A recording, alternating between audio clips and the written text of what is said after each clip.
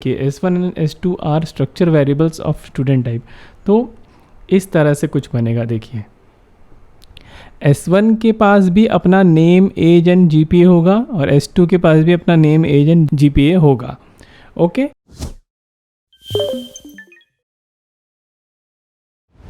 Hello, welcome back to the channel. Structures को जान रहे हैं हम। देखिए इससे पहले हमने जो भी प्रोग्राम्स बनाए हैं, जो भी हमने सी लैंग्वेज को समझा है, उसमें हम अलग अलग डेटा टाइप के डिफरेंट वेरिएबल्स बनाते थे और उन्हें हम अपने प्रोग्राम में यूज़ करते थे। तो स्ट्रक्चर्स क्या करता है, आपको अलाउ करता है कि आप डिफरेंट डेटा टाइप्स के वेरिएबल्स को एक सिंगल यूनिट में आप ग्रुप कर सकें। ओके, तो चलिए स्ट्रक्चर को जानते हैं। In C, a structure is a user defined data type that allows you to group together different variables of different data types into a single unit. एक सिंगल यूनिट के form में different variables of different data type को group करने की अनुमति देता है, group करने का एक प्रोविज़न देता है स्ट्रक्चर। ये है user defined data type. Now you can declare a structure using struct keyword. एक स्ट्रक्ट एक कीवर्ड है, इसकी मदद से हम स्ट्रक्चर को डिक्लेयर करते हैं, followed by the name of structure and the variables और मेंबर्स ऑफ द स्ट्रक्चर। कैसे करना है, देखिए कुछ इस तरह से होता है कि स्ट्रक्ट कीवर्ड का यूज़ करना है, फिर यहाँ पे एक यूज़र डिफाइंड नेम होगा। यहाँ पर वही सारे कंस्ट्रक्ट्स काम आते हैं, वही सारे कंस्ट्रक्ट्स यहाँ पर लागू होते हैं जो कि वेरिएबल नेम में लागू होते हैं। ओके, देन कर्ली ब्रेसेस के अंदर में डेटा टाइप मेंबर 1, 2 थे। आप कितने भी डेटा टाइप के मेंबर्स यानी वेरिएबल्स बना सकते हैं। तो structure is an important concept which is defined according to the need of programmer. यानी प्रोग्राम की जो आवश्यकता है उसके अकॉर्डिंग स्ट्रक्चर को डिफाइन किया जाता है कि उसमें कौन कौन से डेटा टाइप के वेरिएबल्स यूज़ होने वाले हैं। ये प्रोग्राम की रिक्वायरमेंट के अकॉर्डिंग किया जाता है। चलिए आगे चलें। Example of how to declare a structure in सी।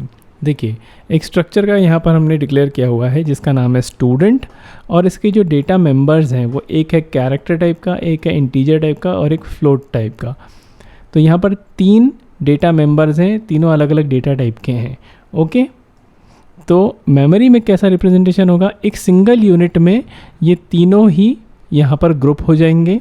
और देखिए in this example we have declared a structure called student that contains 3 members, name, age and GPA। जो आपका CGPA, SGPA होता है ना, उसकी बात हो रही है। ओके, तो यहाँ पर क्या हुआ, हमने इन तीनों वेरिएबल्स को ग्रुप कर लिया है एक स्ट्रक्चर में।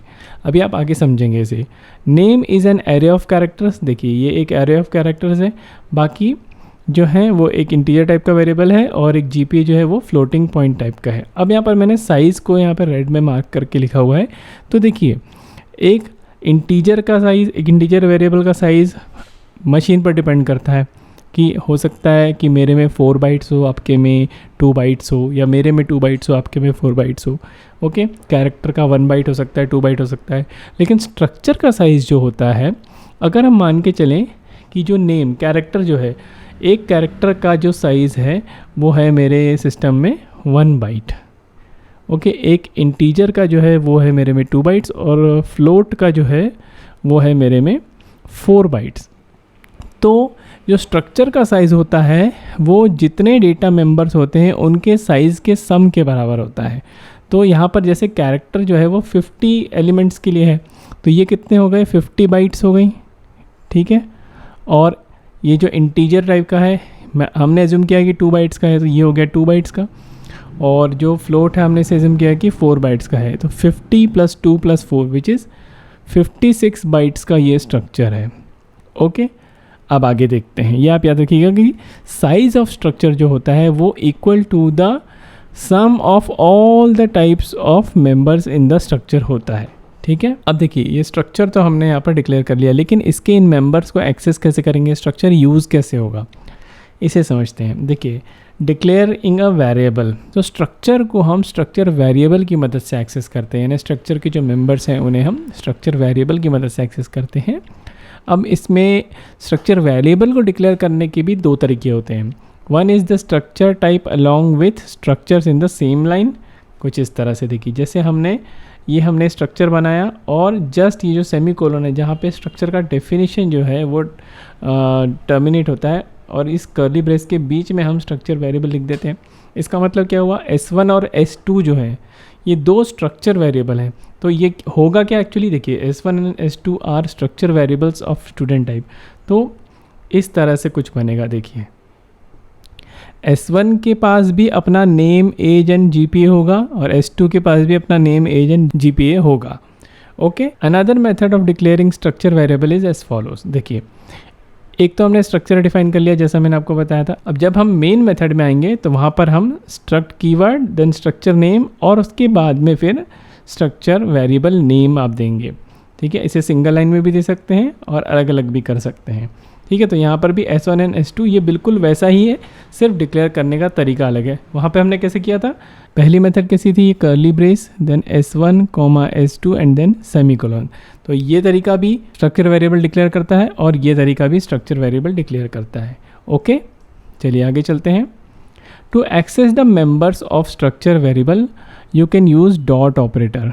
डॉट ऑपरेटर की मदद से हम स्ट्रक्चर के जो मेंबर्स हैं उनको यूज़ कर सकते हैं वेरिएबल की मदद से। कैसे, फॉर एग्जांपल देखिए जैसा कि हमने देखा कि S1 एंड S2 हमने दो बनाए, S1 एंड S2 दो स्ट्रक्चर वेरिएबल बनाए। तो S1 स्टूडेंट टाइप का स्ट्रक्चर वेरिएबल है तो उसके पास भी नेम, एज एंड GPA होगा। वैसे ही S2 के पास भी नेम, एज एंड GPA होगा।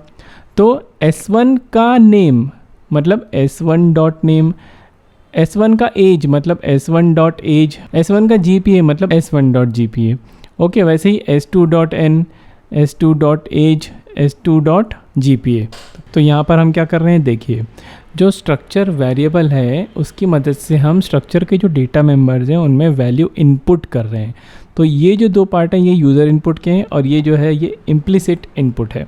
तो इसमें क्या होएगा, देखिए strcpy का क्या फॉर्मेट है कि जो सेकेंड आर्ग्यूमेंट होता है उसकी जो वैल्यू है वो फर्स्ट आर्ग्यूमेंट में कॉपी हो जाती है।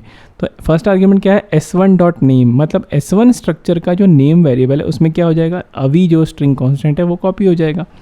या फिर हम गेट एस फंक्शन जो है, गेट्स फंक्शन, उसकी मदद से S1 डॉट नेम यानी S1 के नेम में यूज़र से इनपुट ले सकते हैं। या तो फिर हम scanf की मदद से एक स्ट्रिंग स्पेसिफायर की मदद से हम S1 डॉट नेम यानी S1 के नेम में इनपुट ले सकते हैं। अब देखिए यहाँ पर एड्रेस ऑफ की ज़रूरत नहीं है क्योंकि स्ट्रिंग का जो नाम होता है वो खुद एक पॉइंटर होता है। ओके, तो यहाँ पर हमने क्या किया, इनपुट किया है डेटा मेंबर्स में वैल्यूज़ को। अब देखिए इसी तरह से बाकी मेंबर्स में भी S1 dot age, S1 dot GPA और रेस्पेक्टिव वैल्यूज़ हम इनपुट कर देंगे। या तो फिर आप स्ट्रक्चर वेरिएबल को इनिशियलाइज़ कर सकते हैं, डायरेक्टली वेरिएबल को डिक्लेयर करने के टाइम पे हम उसे इनिशियलाइज़ भी कर सकते हैं। तो क्या करना है, बिल्कुल उसी सीक्वेंस में हमें वैल्यूज़ डालनी है, जैसे ये string constant and then age के लिए value and then float data type variable के लिए वैल्यू। तो ये जिस सीक्वेंस में गया है आप यहाँ पर देखेंगे, स्ट्रक्ट कीवर्ड, देन स्ट्रक्चर का नाम and then structure variable name assigned with curly braces में उस सीक्वेंस में हमें वो वैल्यूज़ डालनी, comma separated values and then semicolon से टर्मिनेट करेंगे। तो ये क्या होगा, S1 के नेम में, एज में और GPA में, इसमें आ जाएगा अवी, इसमें आ जाएगा 30 और इसमें आ जाएगा 8.9। ओके, तो this creates a variable S1 of type student and initialises its member to the value given in the braces. इस जो ब्रेसेस में जो वैल्यूज़ दी हुई हैं S1 में जो डेटा मेंबर्स होंगे उनको इनिशियलाइज कर देगा इन वैल्यूज़ से। ओके, चलिए आगे चलते हैं। अभी एक सिंपल सा प्रोग्राम है जो हमें स्ट्रक्चर की वर्किंग को समझाएगा, बिल्कुल सिंपल। सेम हमने स्ट्रक्चर डिक्लेयर किया हुआ है, कैर नेम 50 इसका साइज़ है, इंट एज, फ्लोट GPA। अब हम क्या कर रहे हैं, हमने मेन मेथड में एक चर वेरिएबल बनाया हुआ है। कैसे बनेगा, स्ट्रक्ट स्टूडेंट। अब देखिए यहाँ पर अगर आप स्मॉल s कर देते और यहाँ पर अगर आप कैपिटल S रखते हैं तो ये गलत होगा। तो आप याद रखेंगे कि केस सेंसिटिव होता है। तो आप जैसा आपने डिक्लेयर किया है, जैसे यहाँ पे आप कैपिटल S एंड स्टूडेंट है तो आपको वैसा ही यूज़ करना है, ठीक है। एंड देन यहाँ पर हम स्ट्रक्चर वेरिएबल नेम। अब हम क्या कर रहे हैं, बिल्कुल मैंने आपको जैसा दिखाया था, यहाँ पर हमने strcpy की मदद से अवी को डाल दिया S1 डॉट नेम में एंड देन 20 को असाइन कर रहे हैं एज में एंड देन 89, सॉरी ये 8.9 होना चाहिए, 8.9 को हम असाइन कर रहे हैं S1 के GPA में। ओके, अब आप एक चीज़ याद रखेंगे कि strcpy हम यूज़ कर रहे हैं तो हमें यहाँ पर string डॉट h का को इंक्लूड करना ज़रूरी है। नाउ सिंपली हम क्या कर रहे हैं, उन वैल्यूज़ को प्रिंट कर रहे हैं, जैसा एक नॉर्मल प्रिंटिंग परफॉर्म करते हैं printf फंक्शन से, बिल्कुल वैसा ही प्रिंट कर रहे हैं। ओके, इसे हम एग्जीक्यूट करके देखते हैं। देखिए ये वही प्रोग्राम है, राइट।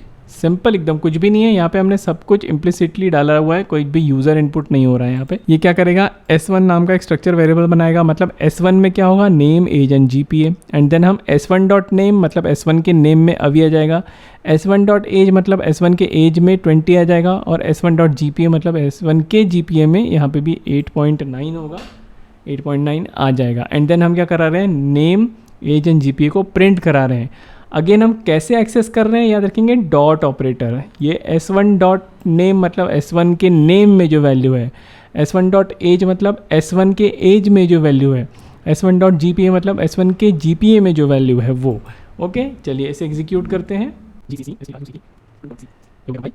ओके, तो ये आ गया हमारी वही रेस्पेक्टिव वैल्यूज़ S1 के जो डेटा मेंबर वेरिएबल्स हैं उनमें जो जो हमने वैल्यू डाली। तो हमने क्या देखा, हमने यहाँ पर सबसे पहले स्ट्रक्चर को डिफाइन किया, उसमें 3 डेटा मेंबर हैं, और फिर हमने उस स्ट्रक्चर का जिसे हमने डिफाइन किया था उसका एक हमने वेरिएबल डिक्लेयर किया, एंड देन उस वेरिएबल की मदद से स्ट्रक्चर के हर एक डेटा मेंबर में हमने वैल्यूज़ को डाला और हमने उस वैल्यूज़ को प्रिंट कराया। अब उन डेटा मेंबर्स को हमने एक्सेस कैसे किया है, डॉट ऑपरेटर की मदद से। तो ये हमारा प्रोग्राम सक्सेसफुली एग्जीक्यूट हुआ है। ओके, तो आई होप आपको स्ट्रक्चर की वर्किंग समझ में आई होगी। अब देखिए कुछ इंपॉर्टेंट पॉइंट्स जो कि स्ट्रक्चर्स के लिए इंपॉर्टेंट है, चाहे वो एग्जाम पॉइंट ऑफ व्यू से हो या फिर general knowledge point of view से हो। देखिए सबसे पहली चीज़ कि structure is a user defined data type. Okay, ये याद रखेंगे। Next, a structure is defined using struct keyword. Okay, then it is defined for grouping different types of data types. Yes, structure members are accessed using structure variables. Okay, structure variable की मदद से हम उन्हें access करते हैं। कैसे, members of structure are access using dot operator. जैसे कि हमने S1 ये जो था ये था हमारा structure variable, and then dot name जो हमने लगाया था ये थे members. Okay, array of structure can be declared. हम आने वाले वीडियोस में देखेंगे एरे ऑफ स्ट्रक्चर्स की वर्किंग को। Structures can be pass in a function argument. आप फंक्शन आर्ग्यूमेंट में भी स्ट्रक्चर को पास कर सकते हैं। इसका मतलब यह है कि आप स्ट्रक्चर को रिटर्न भी कर सकते हैं फंक्शन से। Structure can be manipulated using pointers. Pointers की मदद से भी आप स्ट्रक्चर पर वर्क कर सकते हैं। Size of structure is equal to the sum of the size of its member. It is a very important point कि स्ट्रक्चर का जो साइज़ है वो किसके इक्वल होता है, sum of the size of its members. जैसा कि मैंने आपको फर्स्ट स्लाइड में बताया था कि 50 बाइट्स का हमारा जो कैरेक्टर एरे था, मतलब नेम जो था, नेम वेरिएबल था वो हुआ था।